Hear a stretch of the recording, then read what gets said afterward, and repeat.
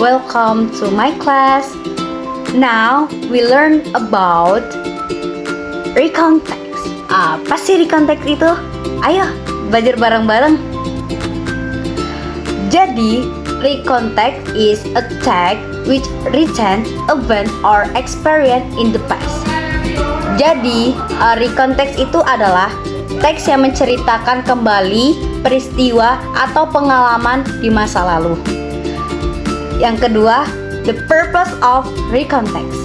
The purpose of recontext is to inform the readers about event or experience in the past. Apa sih tujuan dari recontext itu?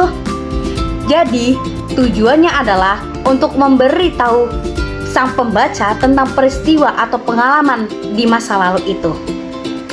Lanjut, yaitu generic structure. Dari generic structure recontext yaitu yang pertama adalah orientation, yang kedua adalah series of event, dan yang terakhir reorientation. Orientation adalah tell who is involved in the story, when, where, and why the story happened. Series of event itu adalah tell what happened in the story. Dan yang ketiga reorientation, itu optional ya teman-teman.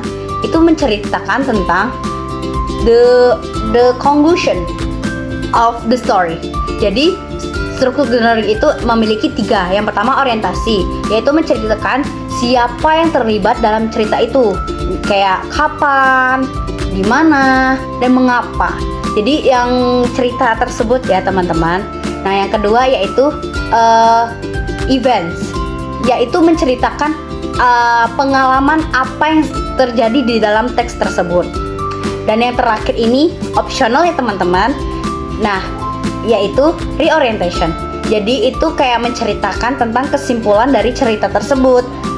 Lanjut, yaitu language feature of text. Language feature of text in recontext yang itu adalah yang pertama adalah introducing personal participant. Kayak contohnya my group gitu.